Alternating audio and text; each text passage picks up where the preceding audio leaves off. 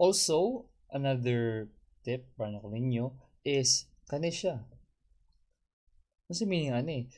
Well, kung open ang mata, naa siya. Kung closed ang mata, mawala. Ana ka simple. Kani siya is not visible. Kani siya is visible. Like for example, ako giandam diri kaning video capture device, isa ka webcam ni. Kung ako na siya i-press, mong gawas na siya nga webcam. Kani ako now. Hello, musta mo diya?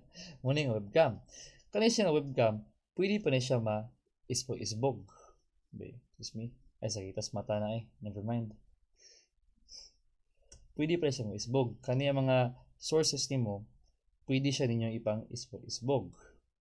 Now, what if di mo gusto siya maisbog? Gusto niyo nga focus na, steady na siya. Pwede button nyo is kani siya. Kaning lock.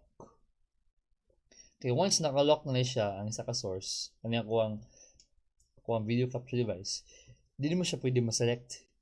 Hindi mo siya pwede ma-isbog. Although, pwede ma-isbog ni kani siya, pwede mapagamay, kaning corner sa kilid, pwede pa siya mapaggamay ninyo. Pero, kani ako ang video capture device 2, hindi na ako siya pwede i-less-done. Kaya nga naman, ako siyang naka-lock. Now, ako siya yung unlock. Pag unlock na ko niya, pwede na siya nga maisbog na. Pwede na siya maisbog. And also, important thing nga akong i-teach ninyo is about sa order or sa arrangement diri. Sa arrangement kaning part. Kay important kayo sa kinsay gataas o kinsay gaubos. Kay notice na kung kani ako siya ibutang ako siya emerge sa akong webcam mo to sa ilalom. Sa ilalom siya. Ano man, because there is ako mga sources galabaw si video capture device kaysa sa kuwang main or display capture. What if bali? Kani may isa ka na ko.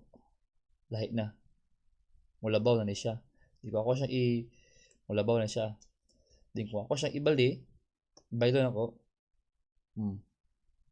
So, pwede siya makibali-bali sa unsay gusto ipakita nimo.